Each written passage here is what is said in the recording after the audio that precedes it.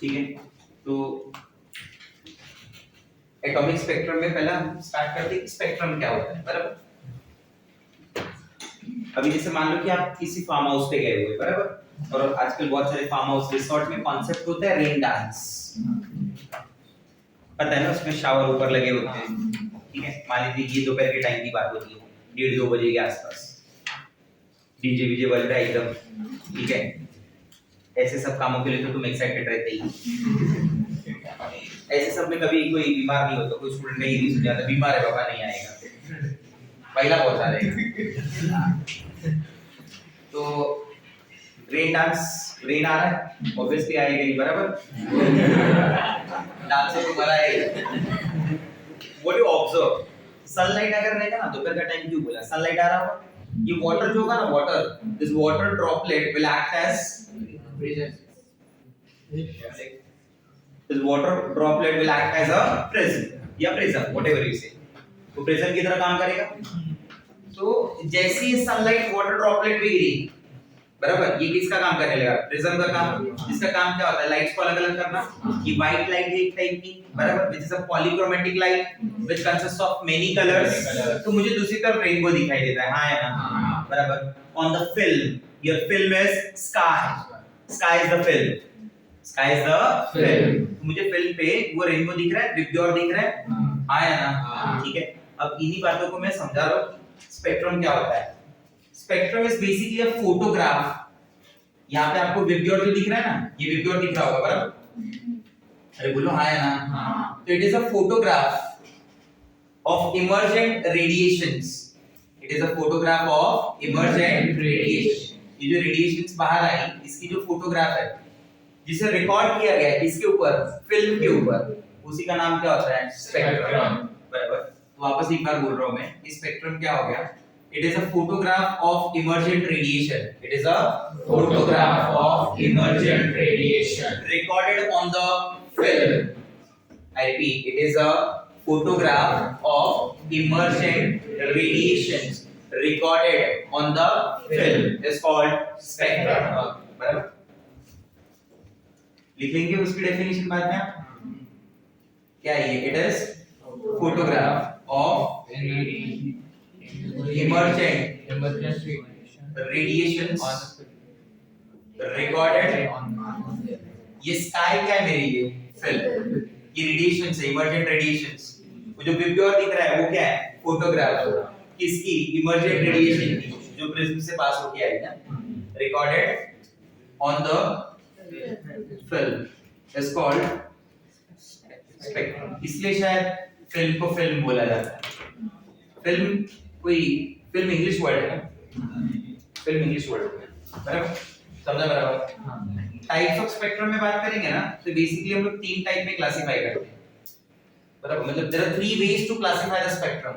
The first one on the basis of nature, on the basis of nature.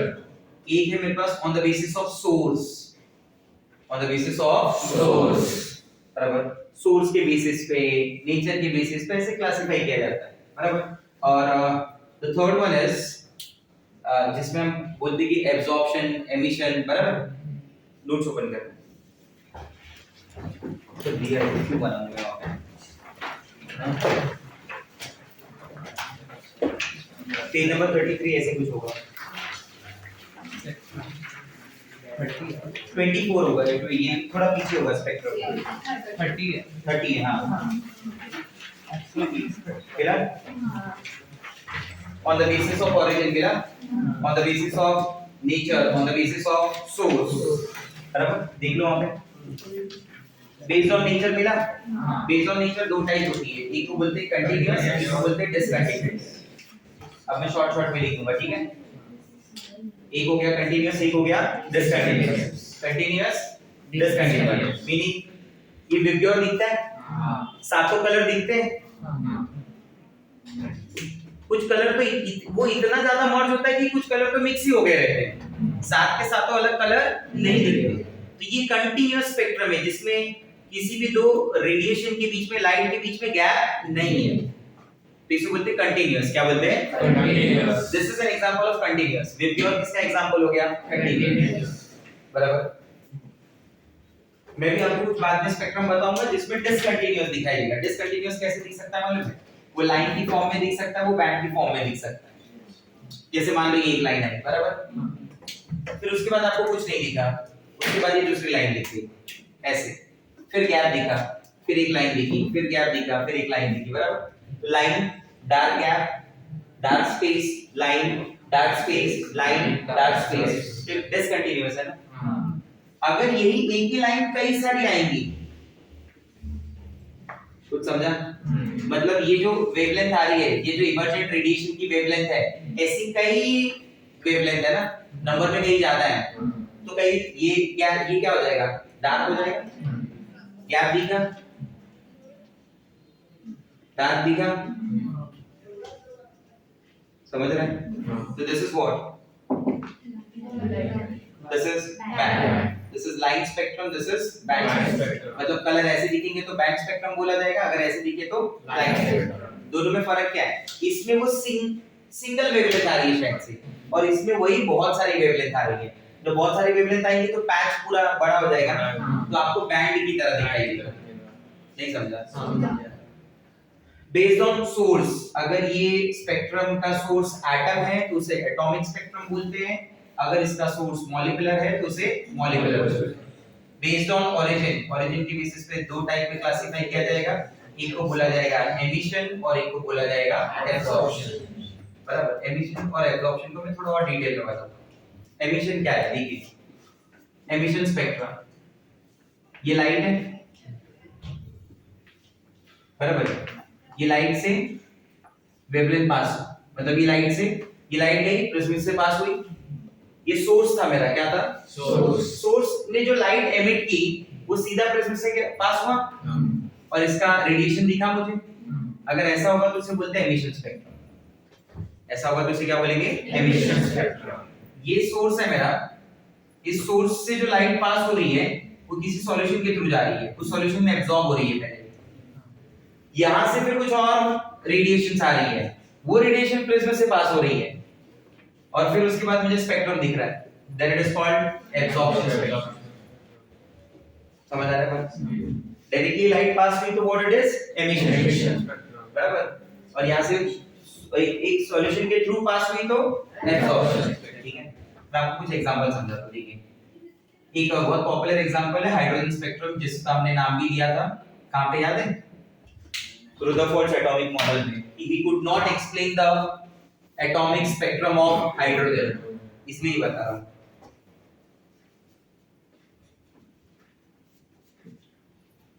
यहां से भी कुछ radiations आते थे, याद है? कैथोड रेज जिसका नाम था उस रेडिएशंस का। इस रेडिएशन को मैंने पास किया प्रिज्म के थ्रू, ये कहां से पास हो गया? प्रिज्म के थ्रू, बराबर। और इसके बाद इसके कुछ फोटोग्राफ्स दिखे, जैसे मैं क्या बोलूंगा? स्पेक्ट्रम। इन फोटोग्राफ्स में मुझे लाइंस दिख रही है लाइन, ऐसे लाइंस दिखी, बराबर।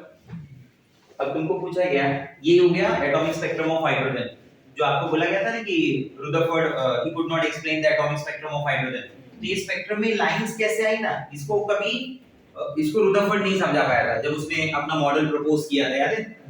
क्योंकि ये भी तो एटम का ही पार्ट था ना, एटम से ये बातें बाहर आ रही थी, तो इसे वो नहीं समझा पाया था। तो इसे कौन समझाएगा? Bohr model. जहां पे पता चलेगा बोर मॉडल। तो एक क्वेश्चन मार्क हम क्रिएट करके चल रहे हैं। डेवलपमेंट में दो चीजें बताई थी मैंने कि पहली क्या है? डुअल नेचर ऑफ लाइट, और दूसरी क्या है? स्पेक्ट्रम। तो स्पेक्ट्रम क्या है, कैसा है, वो समझ लेना है। तो ये क्या है? स्पेक्ट्रम है। कैसा टाइप का स्पेक्ट्रम है ये? चलिए देखते हैं। ये कंटीन्यूअस है या डिसकंटीन्यूअस है? डिसकंटीन्यूअस है। गैप दिख रहा है ना? आया ना? लाइन दिख रहा है, बैंड दिख रहा है, लाइन दिख रहा है, बराबर। एटॉमिक है, मॉलिक्यूलर है, ये होता है एटॉमिक। हाइड्रोजन एटम का है। क्यों? क्योंकि अंदर जो H2 होता है ना, वो ब्रेक होके H बनता है। अगर आपको याद हो इलेक्ट्रॉन्स कैसे बाहर आते थे, फिर H पे इलेक्ट्रॉन क्या करते हैं? स्ट्राइक करते हैं, और वो H बन के H++ इलेक्ट्रॉन, तो बेसिकली जो जा रहा है वो H से जा रहा है, ठीक है। एमिशन है या एब्जॉर्प्शन है?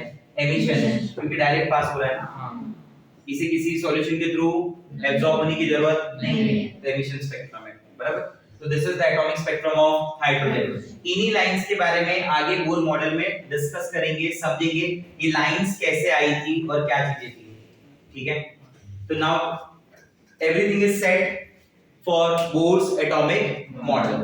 दो चीजें पता होनी चाहिए थी। पहली, डुअल नेचर ऑफ लाइट, कि लाइट का दो नेचर होता है, the number one is wave and second is particle, तो वो पता चल गया। दूसरा बात क्या मालूम होना चाहिए था रिगार्डिंग द स्पेक्ट्रम, कि व्हाट इज स्पेक्ट्रम बेसिकली। तो तुम समझ गए कि स्पेक्ट्रम क्या होता है। एक फोटोग्राफ, जब एक फोटोग्राफ बनती है इमर्जेंट रेडिएशन की, जो प्रिज्म से पास होके आ रहा है, उसकी एक फोटोग्राफ बनती है फिल्म के ऊपर, उसे क्या बोला जाता है, स्पेक्ट्रम। जो अलग अलग टाइप के होते हैं, एक कंटीन्यूअस होता है, एक डिसकंटीन्यूअस होता है। कंटीन्यूअस वो है जिसमें लाइट एक साथ में दिखेगी, गैप नहीं रहता। डिसकंटीन्यूअस वो है जिसमें लाइट के बीच बीच में गैप भी दिखेगा, बराबर। अब वो लाइट कभी लाइन फॉर्म में भी दिखती है, कभी बैंड में भी दिखती है, बराबर। लाइन में दिख रही है मतलब वो पर्टिकुलर वो फ्रीक्वेंसी, वो वेवलेंथ की रेडिएशन कम आ रही है, बराबर। एक नहीं, ऐसा एक तो बोलने के लिए बताया था मैंने। और बैंड में दिख रहा है मतलब उस पर्टिकुलर वेवलेंथ या फ्रीक्वेंसी की रेडिएशन बहुत ज्यादा आ रही है, तो एक के ऊपर एक के ऊपर एक के ऊपर एक के ऊपर एक, तो बैंड बन जाता है। समझा? तो yo I will start with the Bohr's atomic model. आप नए पेज पे लिखना इसे, ठीक है। तो first we are starting with the Bohr's atomic model का postulates. Postulate number 1, according to Bohr, atom के अंदर अगर आप देखेंगे तो atom it consist of two parts. The first part is called nuclear part and the second part is called extra nuclear part. That nuclear part consists of what?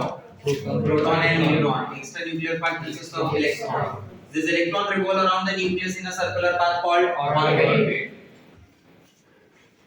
Bohr model ने ऐसा बोला कि इलेक्ट्रॉन किसी भी orbit में revolve नहीं होता भाई, it revolve only in those orbit in which the energy remain constant, and those orbits are called stationary orbit. अगर मैं इससे एक पॉइंट मानता हूं, ये मेरा रेफरेंस है, तो जो मेरा रेफरेंस पॉइंट है, इसके आसपास आप कितने ऑर्बिट बना सकते हैं, सर्कुलर पाथ कितने बना सकते हैं? इनफाइनाइट। तो इनफाइनाइट नंबर ऑफ शेल्स नहीं मानी जाती, उनमें से उन्हीं को ऑर्बिट माना जाएगा, उनमें से उन्हीं को ऑर्बिट माना जाएगा जिसमें energy of the electron will remain constant. ये देखिए, इलेक्ट्रॉन उसी ऑर्बिट में घूमेगा, इलेक्ट्रॉन उसी ऑर्बिट को फॉलो करेगा जिसमें उसकी एनर्जी क्या होनी चाहिए, constant. Stationery orbit, it doesn't mean that electron is stationery, ऐसा नहीं है। इलेक्ट्रॉन तो घूम रहा है, लेकिन घूमने के समय उसकी एनर्जी में चेंज नहीं आएगा, उसकी एनर्जी क्या होगी, कांस्टेंट, बराबर। Stationary orbit, it doesn't mean that electron is stationary, no, electron is not stationary, let me very clear. Energy of electron remain constant. I hope you got my point.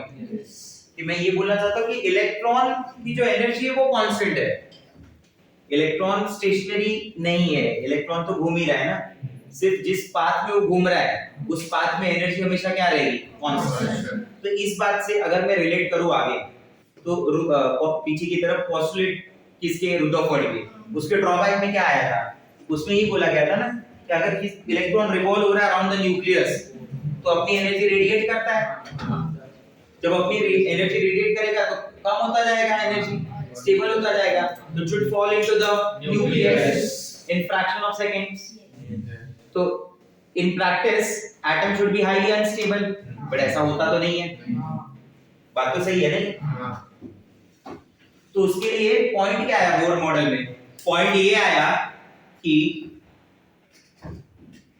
Electron सिर्फ उन्हीं orbit को follow करेगा, उधर ही घूमेगा, क्योंकि ऐसे तो कई सारे ऑर्बिट बना दोगे ना, बट उन्हीं में घूमेगा जहां पे उसकी एनर्जी क्या होगी, कांस्टेंट। तो एनर्जी कम होने वाला पॉइंट ही खत्म हो गया ना, आप समझ रहे मेरी बात। हर एक ऑर्बिट की जो एनर्जी होगी वो एक फिक्स्ड एनर्जी होगी, हर एक ऑर्बिट की जो एनर्जी होगी वो क्या होगी, फिक्स्ड एनर्जी होगी, आया समझ में, उसकी एनर्जी क्या होगी, फिक्स्ड। वो जो ऑर्बिट की एनर्जी है ना, दैट एनर्जी ऑफ ऑर्बिट, बराबर, जहां पे वो घूम रहा है वो इलेक्ट्रॉन, बराबर, वो कैसा रहेगा, फिक्स्ड रहेगा। आप समझे मेरी बात। अब क्वेश्चन ये आता है कि ऐसे ऑर्बिट के बारे में पता कैसे चलेगा कि इधर ही घूमेगा, बराबर ना? ऐसे ऑर्बिट के बारे में आइडिया कैसे आएगी? तो ऐसे ऑर्बिट के बारे में आइडिया तब आएगी, ये इलेक्ट्रॉन घूम रहा है, बराबर, सर्कुलर पाथ फॉलो कर रहा है, उसकी रेडियस क्या हो गई r, उसकी वेलोसिटी क्या हो गई v, इलेक्ट्रॉन का मास क्या हो गया m, तो उसका m into v into r angular momentum बोला जाएगा। हाँ या ना? ये क्या है? ये लीनियर मोमेंटम है। कैच सिलेक्टेड, पास कर दो उधर से। आप समझे मेरी बात को? इसे क्या बोला जाएगा? Linear momentum. और जब ऐसा ऐसा आया तो एंगुलर मोमेंटम, क्योंकि रेडियस r भी है ना। नहीं समझा मेरा बात? तो ये तो एंगुलर मोमेंटम हो गया। तो बोर ने ये बताया कि उन्हीं ऑर्बिट को स्टेशनरी बोला जाता है। क्वेश्चन क्या है तुम्हारे मन में? चलो आपने बोला कि ये ऑर्बिट स्टेशनरी मान लिया, बट आपने ऐसा क्यों बोला कि यही स्टेशनरी है? अरे समझा मेरा बात? तो वो स्टेशनरी इसलिए है क्योंकि उसके अंदर बोर ने बताया कि वही ऑर्बिट स्टेशनरी होंगे जिनमें angular momentum mvr is integral multiple of h/2π। मतलब जिसमें ये जो h/2π, मतलब ये जो वैल्यू आएगी एंगुलर मोमेंटम की, वो इंटीग्रल मल्टीपल होगी किसकी? h/2π। मतलब n की वैल्यू क्या होगी? 1 2 3 ऐसे होल नंबर्स। मतलब अगर मैंने कहीं पे m into v into r solve किया है और उसकी वैल्यू आ रही है 1.5 h/2π, तो ये ऑर्बिट में इलेक्ट्रॉन घूमेगा नहीं। अगर उसकी वैल्यू आई h/2π, h/2π, हाँ बोलते हो? हाँ, इधर घूमेगा। h/π, हाँ, ऊपर 2 नीचे 2 कैंसिल हो गया ना। 1.5 h/2π इधर घूमेगा नहीं, बराबर। आप समझ रहे मेरी बात? तो ऐसे देखा गया। तो इस तरीके से उसने बोला कि electron will revolve only in those orbit where integral multiple that angular momentum of electron is integral multiple of h/2π। और कभी ये नहीं समझा पाया कि ऐसा क्यों होता है। उसने बताया ऐसा होता है, बट ये समझा नहीं पाया क्यों होता है। ये वैसी वाली सिचुएशन थी, कुछ समझ रहा था बट सब कुछ समझा नहीं पा रहा था। अरे हाँ है ना? काबिल मूवी वाला देखा है कि नहीं? बोला 2 3 4 बार बोलती, देखना ही पड़ जाएगा लग रहा है। क्या है जो वो समझ रहा था वो समझा नहीं पा रहा था सबको। तो ये बातें प्रूव हुआ है आगे चल के, ठीक है? तो मैं बताऊंगा कि ये कैसे है, बराबर। मैं समझा लूंगा, डोंट वरी। ये क्लियर हुआ कैसे? ये क्लियर हुआ? ये समझा क्यों नहीं? क्योंकि इसका एक इंटीजर नहीं है ना। यही इंटीजर जो थे ना 1 2 3, आगे नंबर ऑफ शेल बोले गए बाबा। ये इंटीजर 1 2 3 नंबर ऑफ शेल बोले गए। तो इलेक्ट्रॉन सिर्फ इन्हीं ऑर्बिट में रिवॉल्व होगा और कहीं रिवॉल्व होने वाला नहीं। पॉइंट नंबर 5, जब इन शेल्स की आप बात करते हो first, second, third, fourth, wifi, तो पहले वाली की एनर्जी फिक्स है E1, दूसरी की E2, तीसरी की E3, इसकी E4। तो वहां पे as we move away from the nucleus, that energy level of the shell goes on increasing। आया समझ में? There are 2 places in Mumbai, एक है बोरीवली, एक है बैंड्रा। बैंड्रा वो जिधर सलमान खान, शाहरुख खान रहते हैं ना, नाम सुना होगा, मन्नत, गैलेक्सी, ऐसा सब, बराबर। तो अभी मान लीजिए कि आज के टाइम पे एट प्रेजेंट अगर आपको एक फ्लैट खरीदना है 1000 स्क्वायर फीट के आसपास का, बराबर, जो बोला जाएगा 1000 बट मिलेगा 500 ही। बाकी बोलेंगे आप नीचे की स्पेस भी तो यूज कर रहे, लिफ्ट की तो भी जगह गई, ऐसे सब बोल के 50% कट। तो ये 1000 स्क्वायर फीट जो पेपर पे लिखा हुआ मिलेगा आपको, इस फ्लैट की कॉस्ट होगी अराउंड 2 CR के आसपास। हाँ, अच्छी बिल्डिंग में अगर आप लेंगे एमिनिटीज वगैरह तो 2 करोड़ के आसपास की कॉस्ट होगी 1000 स्क्वायर फीट का अप्रॉक्स, इंक्लूडिंग एवरीथिंग। और यही 1000 स्क्वायर फीट का फ्लैट अगर आप ये कहां ले रहे हैं? बोरीवली, बराबर। यही 1000 स्क्वायर फीट का फ्लैट अगर आप बैंड्रा में ले रहे हैं तो 4.5-5 करोड़ के आसपास का होगा, ठीक है? इस क्लासरूम से थोड़ा सा बड़ा होगा शायद से 1000 स्क्वायर फीट। हाँ, ये है ऐसा ही प्राइस है। यस यस, इसी में ड्राइंग रूम भी आ जाएगा, इसी में बेडरूम भी आ जाएगा, सब कुछ इसी में आ जाएगा। हाँ, तो यस, अगर उस बिल्डिंग में अगर कोई बड़ा सेलिब्रिटी रहता है तो और 1-8 करोड़ ज्यादा देना पड़ जाए, ऐसा भी हो सकता है, पॉसिबिलिटी बनती है सब चीजों की, ठीक है ना? Yes, now the main point is, मान लो कि मेरा फ्लैट यहाँ है, मान लो है नहीं, मान लो, ठीक है। और मुझे कोई ना बैंड्रा का फ्लैट गिफ्ट कर रहा है, आगे बोला है मान लो मुझे कोई बैंड्रा का फ्लैट गिफ्ट कर रहा है, उसकी लेकिन सर्टेन कंडीशंस है।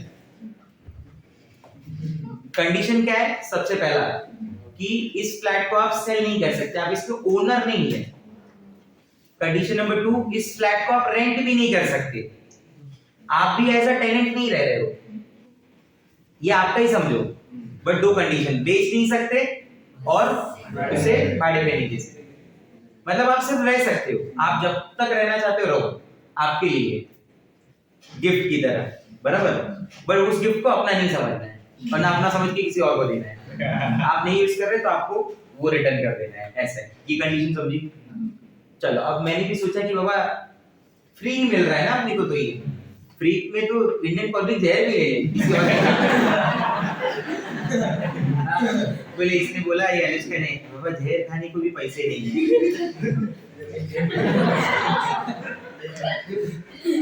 बोला क्या अपन इंसानियत बाबा, मदद करना जरूरी है। तो इंडियन तो ऐसे ही है, इंडियन सब जगह ऐसे लोग हैं, बराबर। तो फ्री में मिले तो जहर मिले, तो ये तो फ्री में क्या बाबा 4.5 करोड़ का फ्लैट मिल रहा है कि नहीं, शिफ्ट होने के लिए, खुशी खुशी में पूरा घर शिफ्ट हो गया, बराबर। तो ये हो गया, एक जगह से दूसरी जगह चले गए ना। अब जो प्राइस में डिफरेंस है उससे लग रहा है कि वो काफी पॉश एरिया है ना, मतलब एक अलग एनर्जी हो गई, हाई एनर्जी पे ऐसा। अब सुनना, अब वहां पे जाने के बाद एक बात मैंने क्या रियलाइज की कि अभी जिस बिल्डिंग में मैं रह रहा था, उस बिल्डिंग का मान लीजिए 10,000 रुपए मेंटेनेंस है per month, 10,000 rupees maintenance. Maintenance में सारी चीजें आ जाती है, आपकी सिक्योरिटी, बराबर, वाटर, ये सब का जो बिल है वो सब, हाइजीनिक क्लीननेस के लिए सब जो सारी चीजें उसके अंदर आ जाती है, बराबर, मेंटेन करने के लिए जितना भी सब कुछ लगता है, ठीक है। अब यही जब उधर जाके पता चला तो वहां पे एक मंथ का मेंटेनेंस का बिल है 60,000, क्योंकि उस घर के साथ में एक स्विमिंग पूल भी दिया हुआ है, उसको भी मेंटेन करना पड़ेगा ना भाई, है ना। अब जब 60,000 इंसान भरेगा तो क्या खाएगा और क्या पिएगा? स्विमिंग पूल का पानी और हवा। उसके लिए वहां रहना, सर्वाइव करना is very difficult. Same thing happens with electron also. जब आप किसी एटम को हीट करते हो तो उन इलेक्ट्रॉन्स को ना एनर्जी मिल जाती है अलग से, और उस एनर्जी में खुशी खुशी वो एक ऑर्बिट से दूसरे ऑर्बिट पे जंप कर लेता है। इस ऑर्बिट की एनर्जी E1 थी, इस ऑर्बिट की एनर्जी E2 है ना, तो that electron jump from lower orbit to higher orbit, खुशी खुशी जंप करके उधर चला गया E1 से E2 पे, जहां पे E2 is greater than E1। तो यहां के लिए एक एनर्जी आई, ये एनर्जी इलेक्ट्रॉन मिली, जंप करके कहां चला गया? E2 पे। अरे हाँ है ना। तो इस प्रोसेस में क्या हुआ? एनर्जी इज एब्सॉर्ब, बराबर। इसे बोलते हैं एक्साइटेशन। क्या बोलते हैं? एक्साइटेशन। मैं भी काफी कुछ था ना, बोरिवली से बैंड्रा शिफ्ट हो गया, बहुत सबको चिल्ला चिल्ला के बता रहा था, एड्रेस भी पूछ लिया फिर भी पता है बैंड्रा करके गैलेक्सी के बाजू में है, ऐसे जस्ट सलमान दिख जाता है, बोलता है। आप समझे मेरी बात? जबरदस्ती बता रहा था। ये एक्साइटेशन है। ये क्या है? एक्साइटेशन। ये डिफरेंस होता है एक्साइटेशन का। तुम्हें एक हफ्ता छुट्टी है लगातार, ये एक्साइटेशन है, मान लो बोला है आगे। एनर्जी से एब्सॉर्ब, एक्साइटेशन, समझा? तो ये यहां से यहां पे जाने पे दोनों के बीच में एनर्जी का डिफरेंस है, उस डिफरेंस को क्या बोला जाएगा? Delta E. अब समझो जो क्वेश्चन में वर्ड दिए थे एक्साइटेशन वगैरह, तो डेल्टा ई क्या लिखा जाएगा? E2 minus E1, E2 minus E1, बराबर। इन दोनों के बीच के गैप को डेल्टा ई को हम h न्यू से भी काउंट कर सकते हैं। किससे काउंट कर सकते हैं? h न्यू, वो फ्रीक्वेंसी पता कर सकते हैं। आया समझ में? इसको बोलते हैं energy is absorb, process is called excitation. तो जब भी इलेक्ट्रॉन को एनर्जी मिलती है, उस एनर्जी को एब्सॉर्ब करके वो क्या करता है? ऊपर चला जाता है। अब यहाँ पे E2 ग्रेटर देन E1 है, therefore delta E is positive और नेगेटिव? पॉजिटिव। पॉजिटिव साइन का मतलब क्या हुआ? Energy is absorb. अब मैंने बोला ना कि प्रॉब्लम क्या होगी उस इलेक्ट्रॉन को, वो चला तो गया, उधर सस्टेन नहीं कर पा रहा है ना। नहीं समझा मेरा बात? 4.5-5 करोड़ के फ्लैट में रह रहे हैं, बराबर, तो कम से कम 50 लाख की गाड़ी होनी चाहिए अपने पास। आसपास वालों के पास 2.5-3 करोड़ की गाड़ी है, अपन स्कूटी लेके निकल रहे हैं। नहीं जमेगा ना। अरे हाँ यार, नाना बोल के भी 50 लाख का तो गाड़ी होना ही चाहिए। समझ रहे कैसे मेंटेन नहीं हो पाएगा। ऐसे सेम प्रॉब्लम वो भी फेस कर रहा है उधर। तो बोला बाबा घर चलो, बैक घर। इलेक्ट्रॉन ऊपर से नीचे आ रहा है, लावा से E2C1. So in that process energy is released. वो दे दिया उसने, फ्लैट कलर ले लो। बराबर। हाँ। तो ये प्रोसेस में क्या हुआ, इसे बोलते हैं D excitation. What it is called, D excitation. इसमें डेल्टा ई को आप जब लिखोगे E2 माइनस E1 तो ये वैल्यू आएगी नेगेटिव। नेगेटिव का मतलब energy is released. Now this positive negative sign is just for the direction. Is just for the direction. आया समझ में? आपने मान लीजिए किसी को ऑनलाइन पेमेंट की, ठीक है 100 रुपए, तो आपके अकाउंट में लिख के आएगा -100 स्टेटमेंट में, सामने वाले के अकाउंट में लिख के आएगा +100। तो ये माइनस और प्लस क्या है, डायरेक्शन से ना। आपके पास से गया इसलिए माइनस, रिलीज इसलिए माइनस, सामने वाले पे आया इसलिए प्लस। इसका मतलब ये थोड़ी कि इसमें गाने जी उल्टा हो गया। अरे हाँ यार, बोले नेगेटिव 100 की नोट है। एनर्जी कभी नेगेटिव होती ही नहीं। एनर्जी नेगेटिव बोला तो आधे लोग सोचो ब्लैक मैजिक सिखा रहे बाबा। वैसे सब नहीं, इधर एनर्जी नेगेटिव बोलने का मतलब एनर्जी इज रिलीज, पॉजिटिव बोलने का मतलब energy is absorb. See the difference. बात समझ में आ रही है? बोलो हाँ या ना। ठीक है, क्लियर हो रहा है मेरा पॉइंट?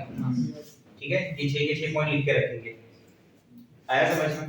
बुक में इसी को साथ में कर दिया है 7 पॉइंट्स में।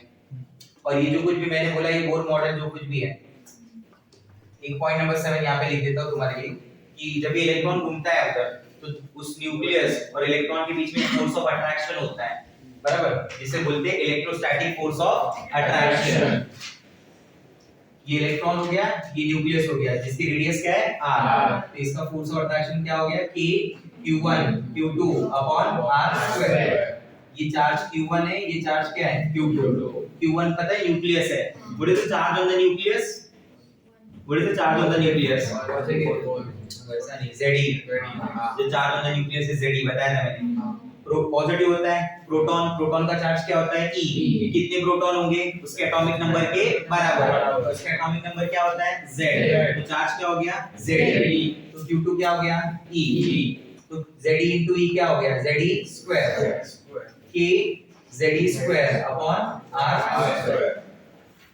समझा मेरा बात? ठीक है। और ये जो सर्कुलर मोशन परफॉर्म करता है ना, तो इसको एक दूसरा फोर्स है जो बैलेंस करता है, जिसे बोलते हैं सेंट्रीफ्यूगल फोर्स। कौन सा फोर्स? सेंट्रीफ्यूगल फोर्स, बराबर। तो दोनों फोर्स एक दूसरे को equal and opposite in direction होते हैं, या equal and opposite in direction. जब आप मैरी गो राउंड में घूमते हैं तो आपको भी ऐसा लगता है कि कोई बाहर की तरफ खींच रहा है, पर ऐसा थोड़ी है खींच के लेके चला जाता है।